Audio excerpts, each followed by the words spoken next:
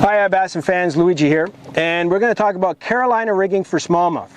Now, Ontario Outdoors, one of the magazines that I write for, did a great article. Tim Aller did it. He scooped it from me, and I still give him grief about it because it's such a good technique that even most guys who know what's going on forgot about it.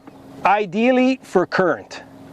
Works really well for current, also in high wind situations. So drop shot's amazing, dragging a tube's awesome. This is really a cool way to fish. So let's go through some of the gear. I use 50 braid.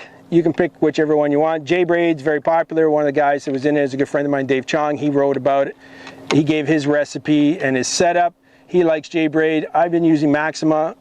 It's great. I do use the dark line. I don't need the color line because I'm trying to make it a little bit more invisible. I don't use a flipping stick. I'm not the tallest guy, 5'8" and a bit. So I find sometimes a little bit hard to manage if I got a big 7'8", 7'10" rod. Even 7'6" is not bad, but I like something a little bit more bend. The last thing you want to do is pull the hook on a big smallmouth, and you'll catch monsters on this. 50 braid, which seems crazy, but you are going to get snagged up. I go with a traditional lead. I used to use a lot of brass in the 80s. I've been fishing Carolina rigs from the late 80s, and I kind of gave up on it. If you follow Bassmaster in the 80s, the Carolina rig, especially in Texas, was the way to catch big fish, and it still is a good way of catching big fish. Then I use fluorocarbon. A couple of my buddies use 20. I've been using 17 with great success. And then you would think there's all kinds of baits. You would use like a goby rig kind of style bait, or kind of one of the drop shot baits. But I always use the craw.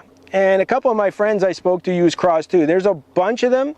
One of the ones I actually like is a Mr. Twister. I think it's its own version. It's been around forever, this Mr. Twister one. I like it because nobody else really fishes it, even though it is a popular bait, but it's not popular Carolina rig fishing.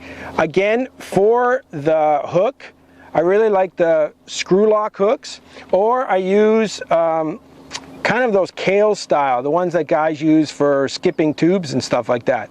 It has the worm keeper on it, and it keeps the bait very straight, and it keeps it snug. The last thing you want to do when you're fighting the waves and fighting boat wakes, and trying to win a tournament, is have this bait off 90%. Nothing more frustrating than having this thing on the bottom in a really good spot, and then just bring it up and realize that the bait's all tangled. So, pretty simple setup.